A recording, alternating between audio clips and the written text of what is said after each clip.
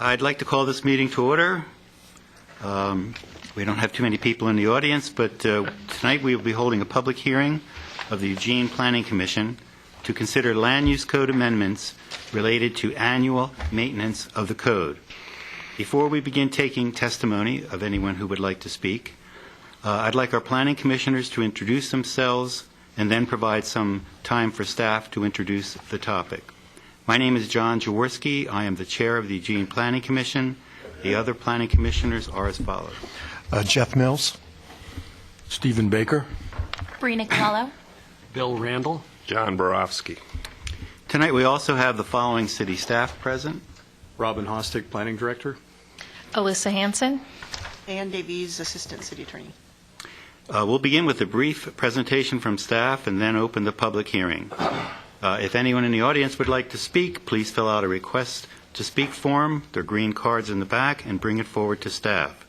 Just a reminder that the Planning Commission will not make a final decision on these proposed amendments. We will, however, be making a recommendation to the City Council, who will hold their own public hearing before making a final decision. We will begin with a brief presentation from staff. I'll recognize Alyssa Hanson with the Planning Division to make the staff presentation for the proposed code maintenance amendments. Okay. Thank you. As you mentioned, tonight's public hearing is on amendments related to annual maintenance of the land use code, and if time permits, you also have the opportunity to take action tonight, which would be a recommendation. So as you may recall, last year, in recognition of the need to regularly improve and maintain our land use code, the code maintenance program was initiated by City Council, and the inaugural batch was approved last year. So this is our second set of the annual maintenance code amendments, and this set includes a modest number of discrete amendments that address either corrective or legal issues. And essentially, if we don't address these, they really pose a challenge in our day-to-day administration of the land use code. So the majority of these are corrective amendments, and what those do is they're intended to fix errors or conflicts, and they do this in a number of ways. I think the vast majority, or many of these, are correcting code citation references. There's also some that remove obsolete language, and there's others that clarify the intent by adding language that was inadvertently omitted.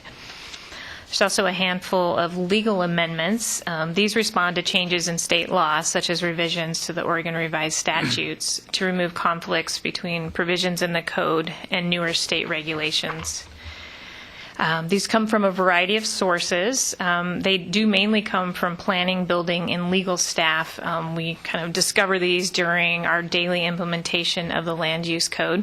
Often we're working with property owners at the front counter or during our review of building permits or land use applications. I've even had some staff text me immediately following a project consultation with a picture of the code section. So I think it's kind of gotten instilled in our staff to really pay attention to these, and we will get them fixed. To ensure that code maintenance amendments remain manageable within our existing resources and work program, these amendments do not address policy issues or topics that are associated with other Planning Division work program items. Notice of the public hearing was sent to all neighborhood organizations in Eugene, as well as the Oregon Department of Land Conservation. We also sent notice to community groups and individuals who have requested notice. Notice was also posted in the Register Guard, and we do have a website that where we post upcoming code amendment information. And we've received no testimony to date. The applicable approval criteria are found in section 9.8065 of the Eugene Code, and these are provided for you in the agenda item summary for tonight's hearing. Following the public hearing, your role will be to deliberate on the proposed code amendments and provide a recommendation to council. In the event that you're not able to finish deliberations or recommendations tonight, we will be setting a deliberations date, hopefully for mid-August. We're still ironing out the schedule for August because we have a couple other items we need to move around. Council, it's likely that their public hearing, which would follow your recommendation, would occur in October based on their current schedule, and then action would be following their public hearing. And that's all I have. Thank you. At this point in time, I'd like to open the public hearing. If anyone in the audience would like to speak and they haven't filled out a green card, please do so. I see an individual. Would you like to speak, John? No? All right, we don't have anyone who would like to speak. So with that, we can move right on and ask planning commissioners, do we want to have this record closed, or do we want to have the record open for any period of time? I hear no one making any motion to any effect, so I will then declare... Well, I have a question on that. Do we have to decide that right now? If you want, we could go through some questions, Yeah, and that let's maybe do that will inform. I have a question that if it's answered one way, I want the record left open. If it's answered Okay. a different way, I'll close it. Which way is what? No, I'm just kidding. Chances are it's not going to be a problem. I'll recognize Commissioner Borowski. Okay. So my question has to do with the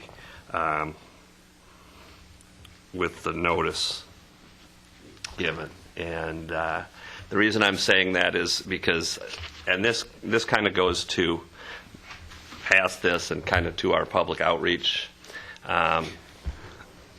This meeting wasn't published in the city's public meeting calendar for this week. It wasn't published in the Register Guards public meeting thing.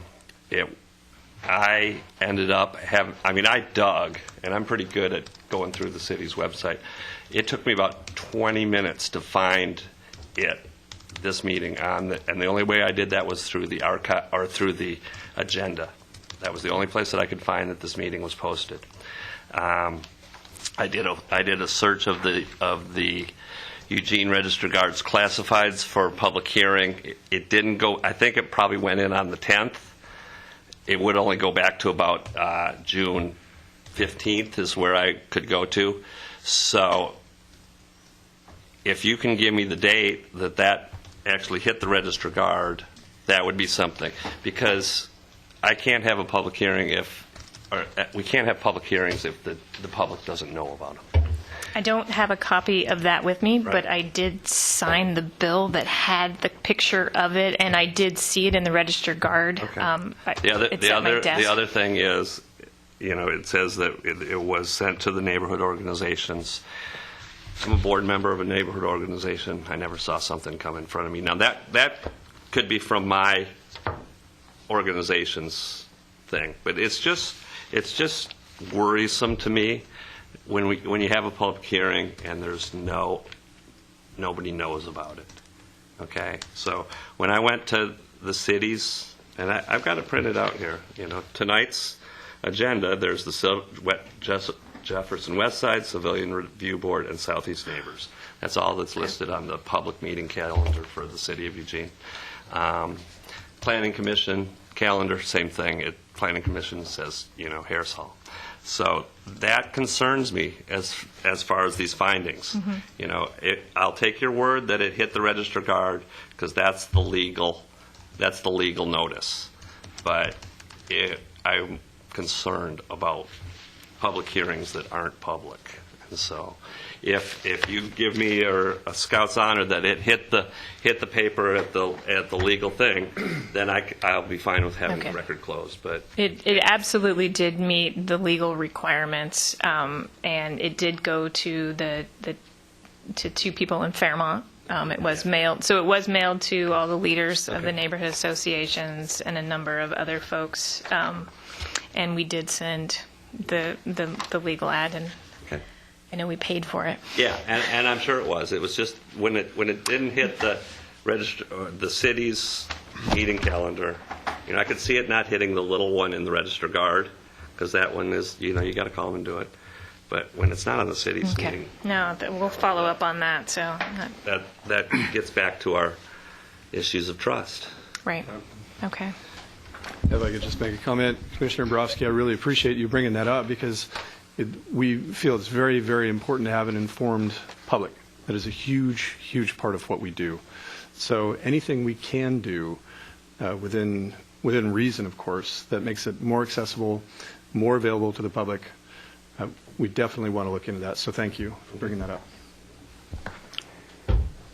So my question is, was the question satisfactory to keep the record open, or was it satisfactory? No, I can have it closed. The reason I would have had to keep it open was if that notice hadn't published, then the Goal 1 finding wouldn't be up to my snuff. Is there any other commissioner that has any concern whether or not to close the public record? Hearing none, I officially close the public hearing and record. At this point in time, are there any questions that commissioners wish to ask of staff?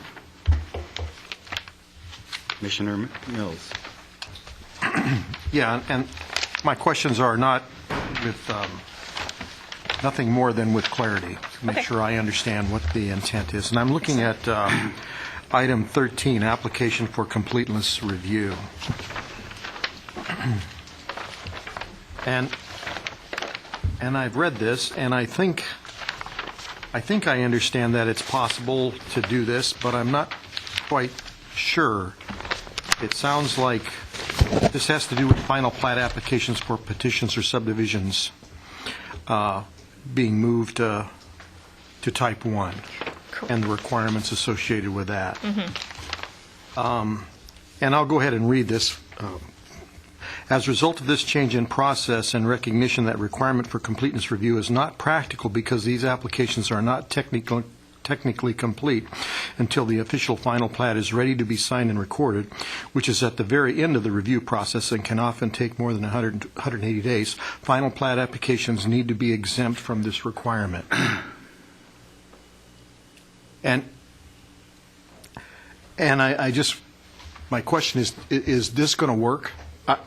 I understand what we're doing here. We're saying we can't, that the review time for a final plat is too, this is the way I'm interpreting this, we can't turn it around in that time, therefore we're going to exempt it.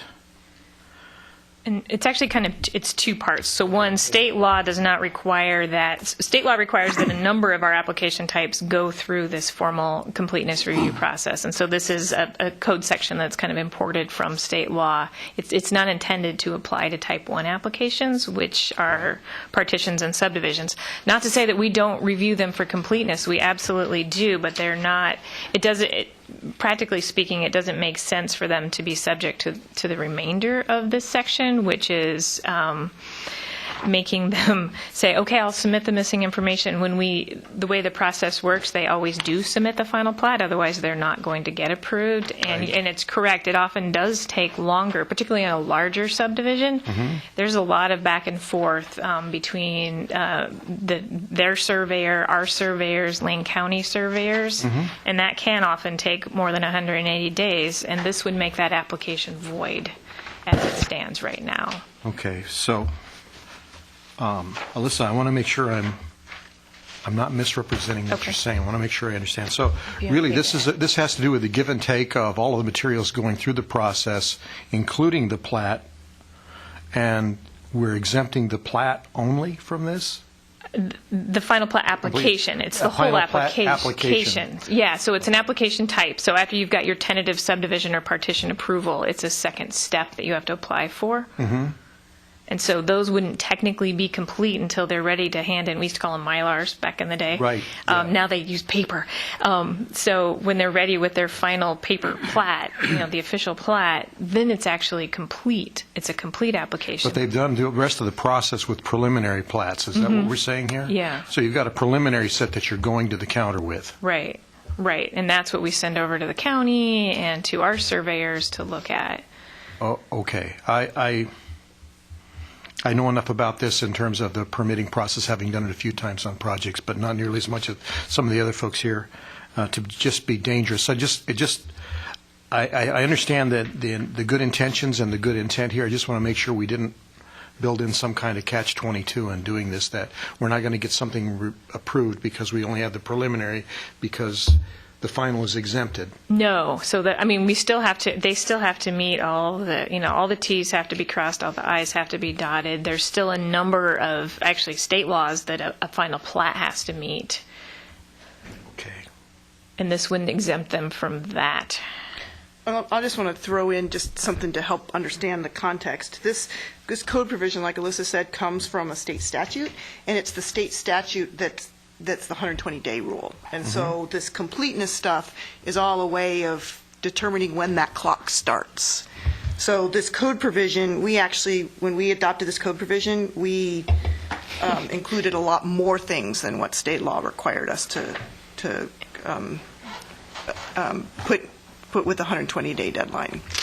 So this just takes some of those back out. The state law doesn't require those. I mean, all the reasons that Alyssa explained, but I just wanted to explain to you that this code provision comes from the 120-day provisions of state law, which do not apply to final partitions and subdivisions. Can I follow up? Sure. So just to ice this a little bit, so what we've done here isn't going to increase the complexity and duration of the average application? No, absolutely not. Okay, I guess that's kind of the bottom Okay. line here. We're trying to make sure we don't make ourselves, any more complex. Frankly, it'll make it less complex because right now we have to go through some interesting gymnastics to make this work under Kinda the got current procedures. I think I've got it. Thank you Okay. for your Okay. But you were efforts in answering my concerned. sideways questions here. You want to, just to clarify, so you want to make sure they weren't exempt from any standards that they had to apply, and that this wasn't going to add time. Is that what I'm understanding? Not so much. I wasn't so worried about exemptions. I was worried Okay. about some kind of inconsistency in application, which it sounds like you have now, Right. and that you're trying to get It's away from. really awkward at this point. Yeah, it's Thanks, difficult. Alyssa. So. Okay, I believe, Baker. Did you have your hand up? Well, Commissioner Baker? yeah. I'm just wondering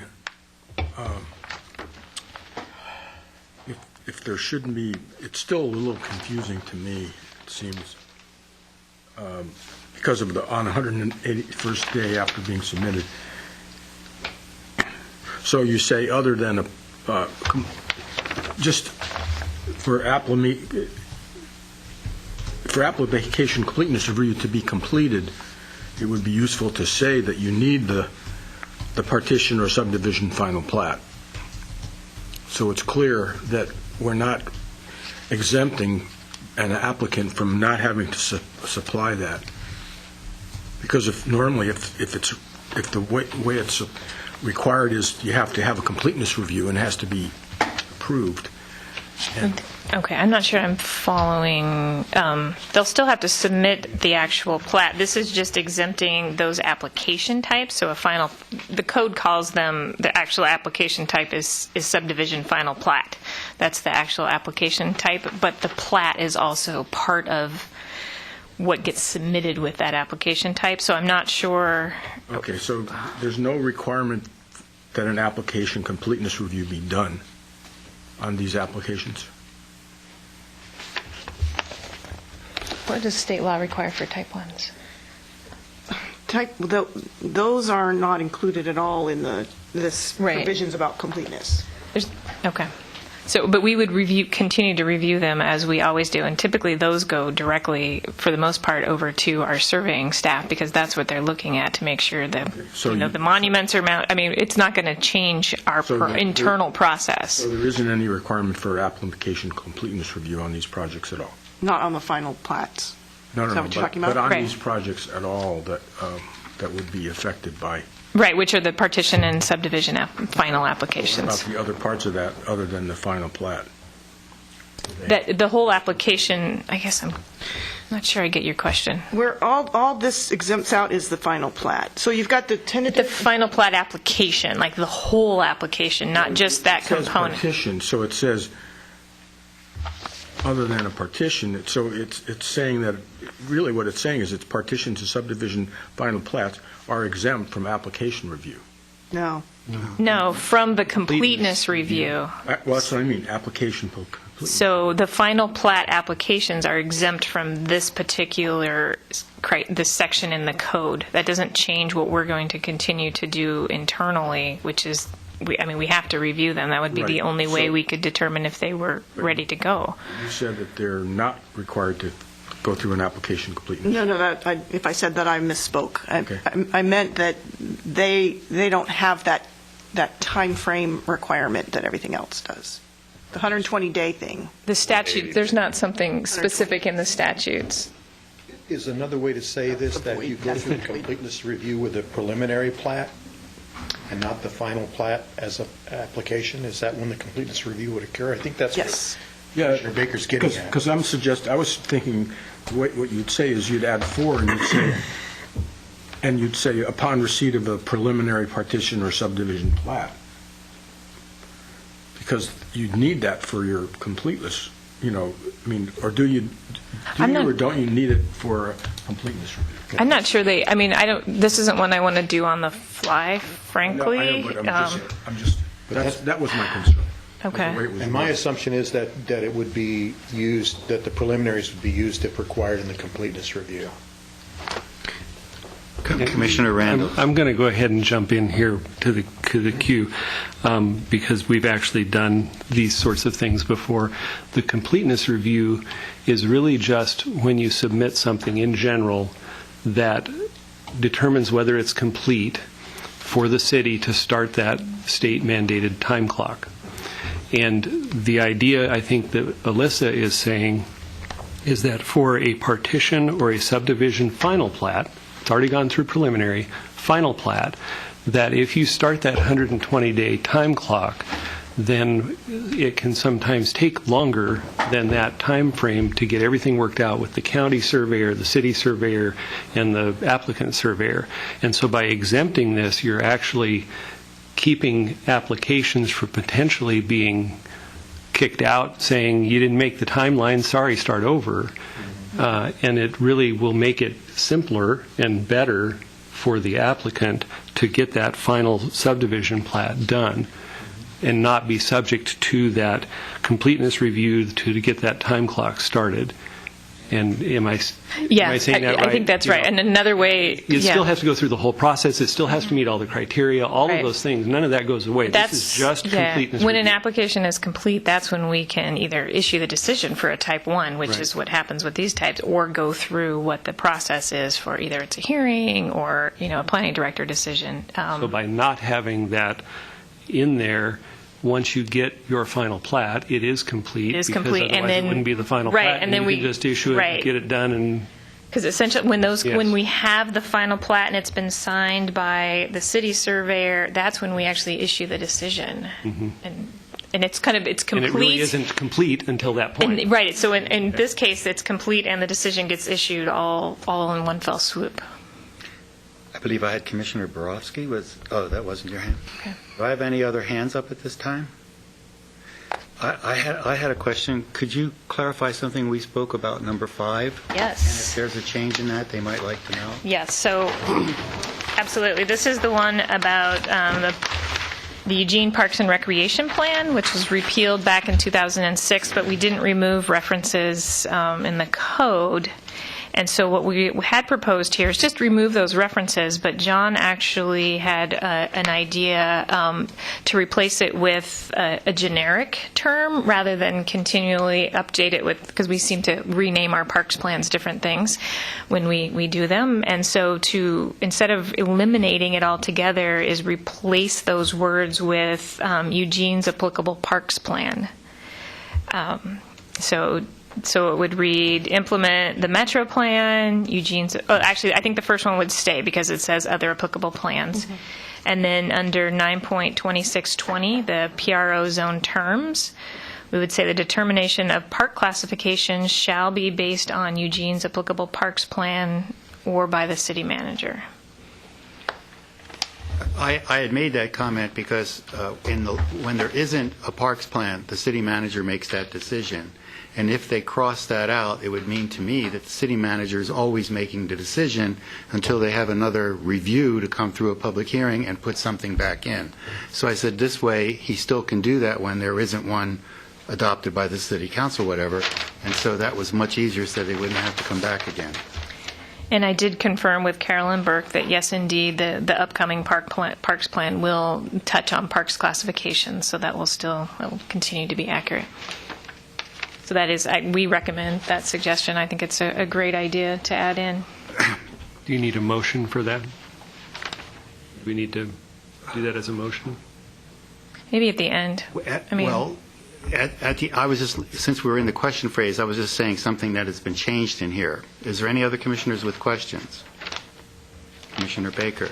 Well, the only thing about the wording you have there is it says it's either the plan or the city manager, and I think what you really want is the plan, or if the plan is not in place, then or if classification is in place, then the city manager would make the determination. So it's just, I'm fine with what you want to suggest, but just in terms of the wording, it's probably not exactly what you really wanted to change it to. So you're saying, or if it's lacking, then made by the city manager. Yeah. So, I mean, again, if that's what you meant, if you That's meant what that I either meant. one of them Right. choose, then I don't think we're going to bother John very much with park classification, so hopefully we can cover them all in the plan. Any other commissioners with questions? Okay, since the on that one, or just on any questions? Okay, this is a fine line for me, and because if we're asking questions of the staff, we could actually do that if we wanted to go into deliberations, which is what I was going to move to. Since the record has been closed and the public hearing is over, would the Planning Commission like to deliberate tonight? Yes. Yes. So with that, we'll open up with more detailed questions. And Commissioner Baker, you said. No, I'll hold off for a minute. We'll hold off. Okay, well, because I've already spoken, and maybe some other people. Well, are there any commissioners that have anything during deliberations? Seeing none, I fall back to Commissioner Baker. Okay. Just, I had a question on the wording of the downtown zone. Can you explain that? Tell me what, it's either 9 or 10, Yeah. the downtown west side. And just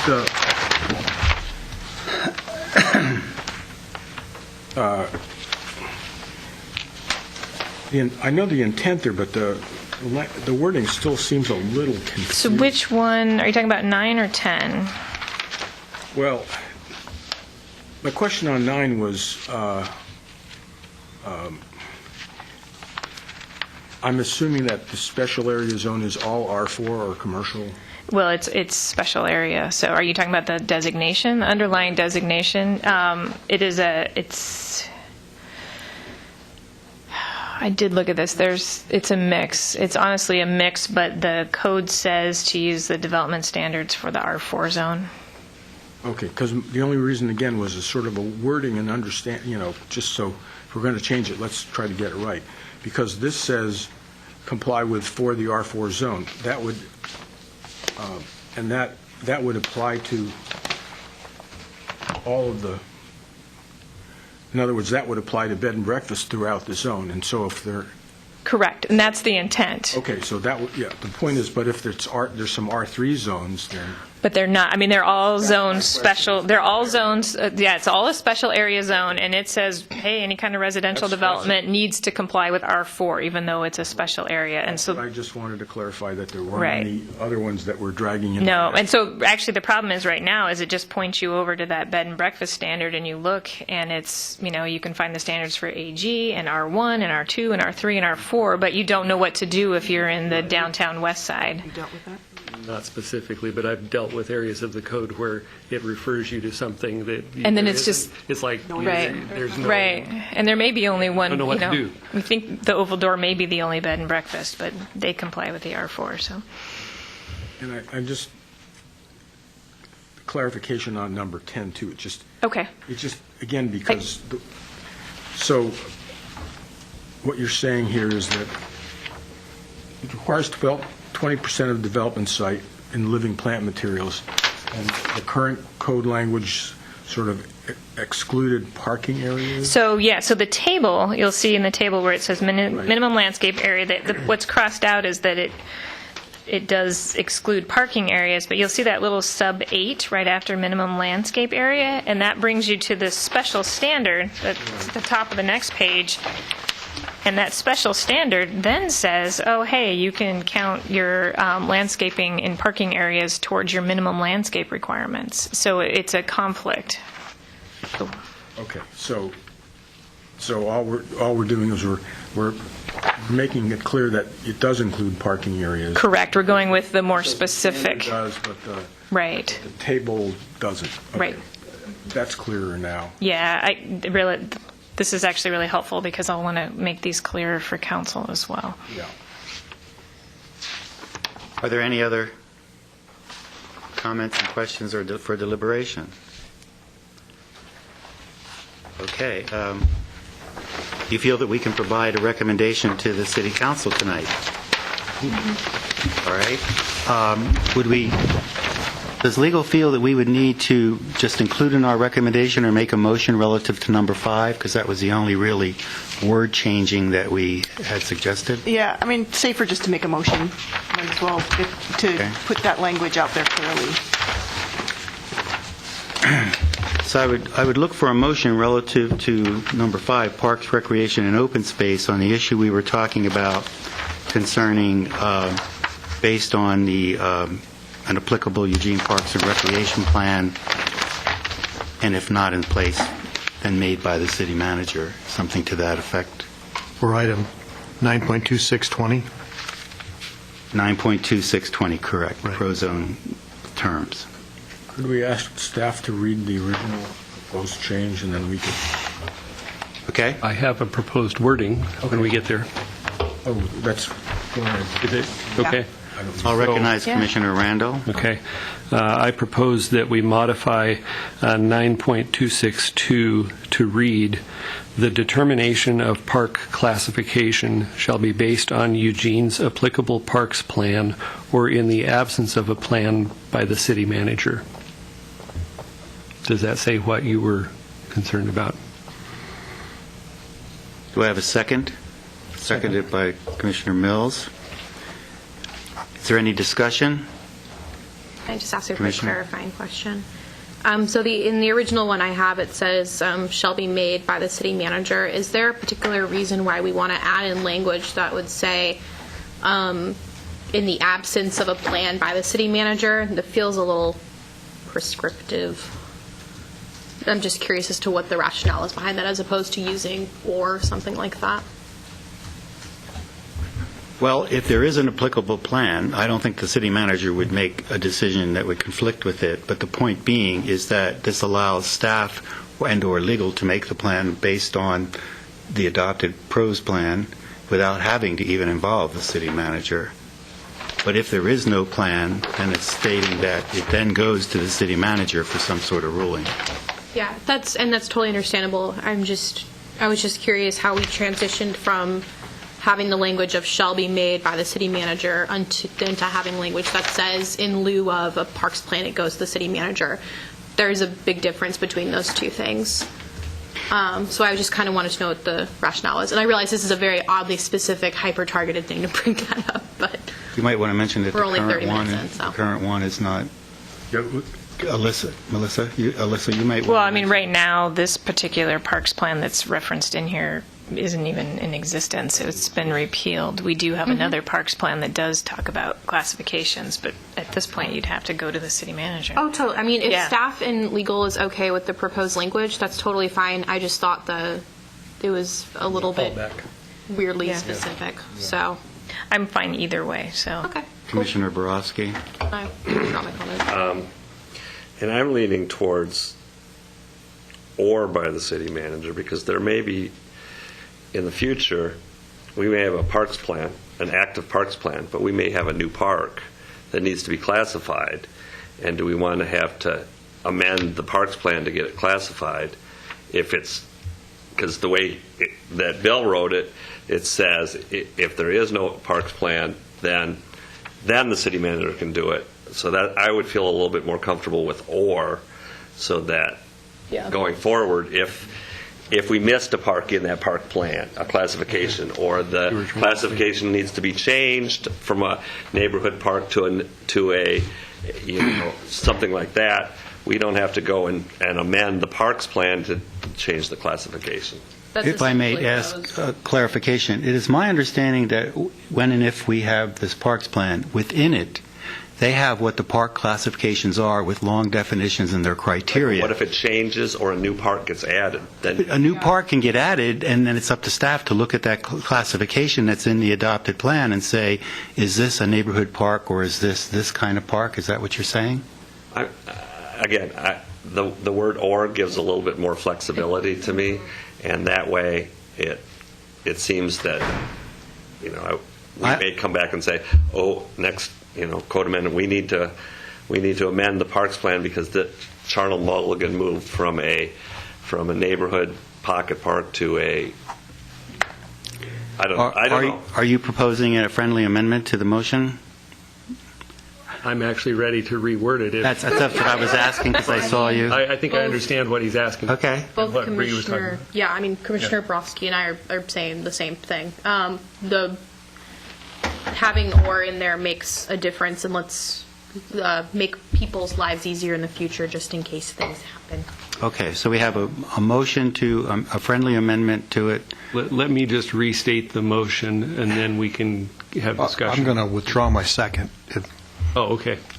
because I'm not comfortable with the wording, with the word "or." I think it provides too much fiat to the manager and allows him to overrule the plan, or implies that it can be either or.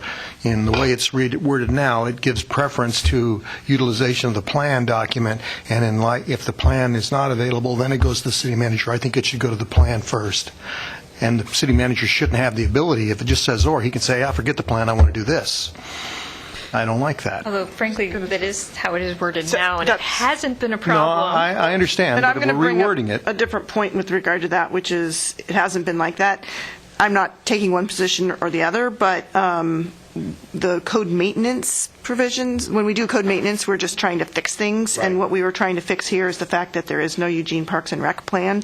And what it said before was shall be based on the Eugene Parks and Rec plan or Gotcha. right, or by the city manager. So I'm just. Where the way it's worded Neither now, here nor- it is in effect a policy change. Yeah, Gotcha. could be viewed that way. Commissioner Randall. Well, since the second has been withdrawn, let me, I'll keep this, you keep the give second? that discussion, I'll keep the Okay. second in, Bill. so, So we have a motion to amend that's been seconded. Would we like to take a vote on the You amendment? haven't made a motion, have you? Yes.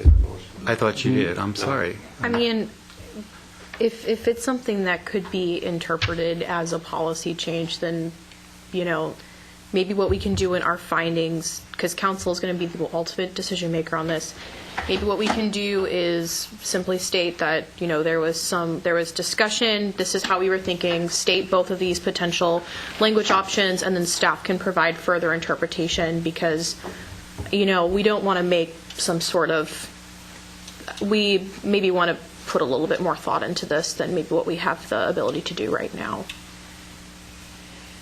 can I ask a question at this point? If I want to reword this so that it gets to what I think is more of a code maintenance thing and not a policy thing, how do we, since we have a motion and a second, do we need to go through Withdraw. that, or can I withdraw the motion and offer a new one? Yeah, let's do that. Okay. Does that work with everyone? Are you withdrawing? Withdrawing the motion I and think I'll restate- withdraw the motion and suggest a new one. And I Okay, don't know and how then I that have- affects Commissioner Mills' second. That's all right. Go ahead and read somebody else might second it. Okay. So, new wording. The determination of park classification shall be based on Eugene's applicable parks plan or by the city manager. Second. There- Seconded by Borowski. Is there any discussion on this, Commissioner Baker?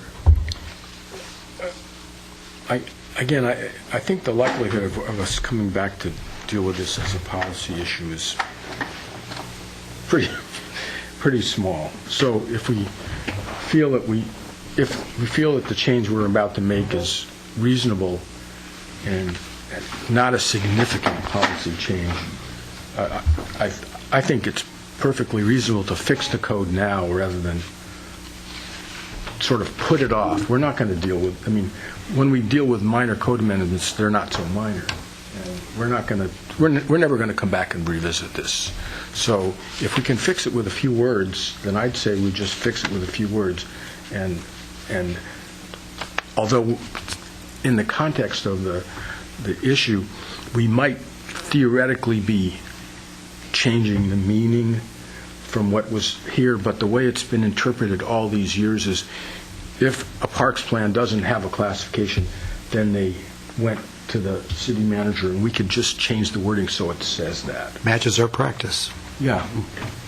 Which is what "or" does, correct? No, Yeah. or doesn't. Or says either one can make a decision. That's right. Or is the way it's written. If we take Yeah, "or" it's- out, in my opinion, that's the policy Right. change. But we take it, I don't understand how you determine a policy change, because to me, we're taking other words out of other things, which to me are policy changes. Well, in this too. case, though, I brought that issue up just because in this case, the change that we're making is taking out the Eugene Parks and Rec plan because it doesn't exist. Right. That doesn't exist anymore. So when Alyssa first raised this issue, it was, well, that's wrong. We need to just take it out. And then there was some discussion around, well, should we put in the applicable parks plan? So it's incremental policy. Well, I'll ask my question again, because I've been dealing a lot with parks personally on some other issues, and I was told that the classification is based in the parks plan, if it was produced, by what the definitions of those parks are, either a neighborhood park or a community park. It's not a determination by someone looking at it and say, well, there's no parks plan, this is a community park. It's because it says it has to be so many acres, it has to be so many this, it has to be that. So I think that, you know, when you're saying one or, I could not support just or. I think if there is an adopted parks plan, personally, I feel that that's what you use, because it identifies what those classifications are. Who else did I have? Can I Commissioner Nicolello. make a recommendation just so it matches 9.2600? Just, can we just remove reference of the city manager, because in 9.2600 you say implement the Metro Plan and other applicable plans. So can you just say the determination of park classification shall be based on the Metro Plan and other applicable plans? I mean, do we have to have the reference of the city manager, because that seems to be the divisive part?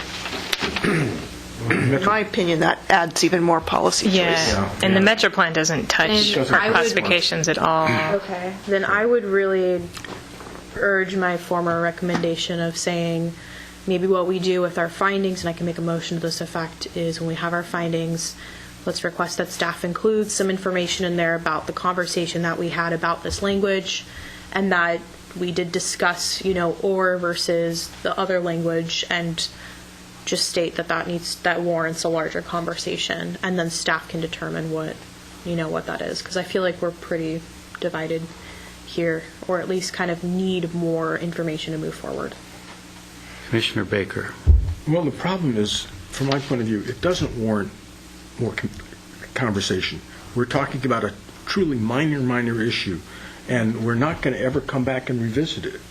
So, if you're happy with the language, which isn't quite really what you're trying to say, or what we would think is implied, then that's fine. But we're never going to come back and visit this. There's no reason. I mean, we've spent more time on this than we already would have spent on any kind of minor. So we're not going to come back and revisit it. So the point is, if you're changing the code language, why don't you just fix it? And my position would, if you want to do it, you give them two wordings. You give them the or and give them the other language with this, which implies let them choose. And then, I think they're going to choose the other one, because that's what's going on. Commissioner, that's what I was saying. So, because we're not the decision makers. So, yeah. And we could say we personally, the city planning commission voted in favor of this one or that one. So many for this. Commissioner Randall. I think, in defense of my motion, leaving the word "or" in and the city manager in gets it much closer to just correcting the wording than any kind of policy change. And I think I'm hearing that maybe we shouldn't be trying to do policy changes on this, especially since only one person showed up from the public to this public hearing. I would be a little chagrined if I were a member of the public thinking they're just going to make corrections to stuff and then they end up making policy changes. And so I think we need to keep it as close to just a corrective measure as possible, and I personally think my wording does that. Okay. I originally brought it up because I was told that in the absence of a plan, it's being made by the city manager, which makes sense, which means to me that if you do have a plan, then the city manager is out of it unless there isn't a plan. That is why I don't go with the or. But since we have a motion and a second on the floor, would anyone like to call that motion? We'll take a vote on it. We'll see what happens. Oh, I guess I can't. Okay, so we have a motion that reads with the word or, seconded by Commissioner Borowski. All those in favor of that motion, raise their hands. Opposed? Motion fails. Is there anyone else who would like to make a motion?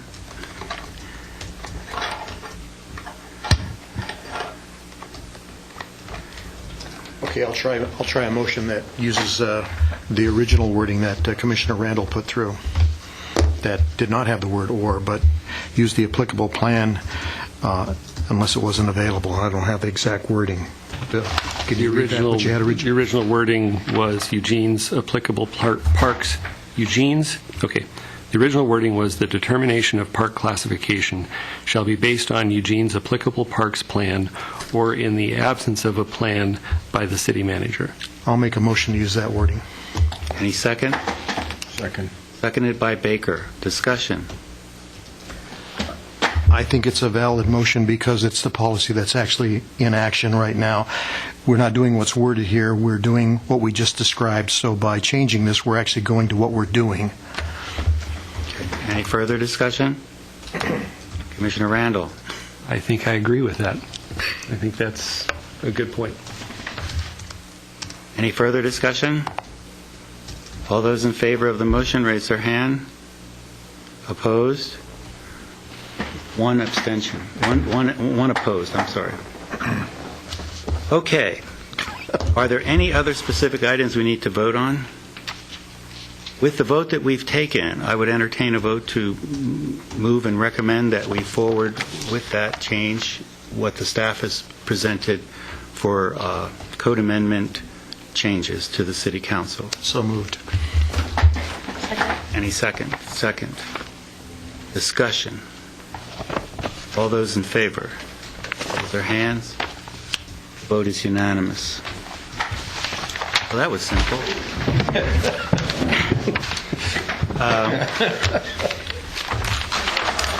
I'd like to thank the commissioners for their deliberations. We didn't have any public participation this evening, and I'll declare the Eugene Planning Commission meeting is now closed.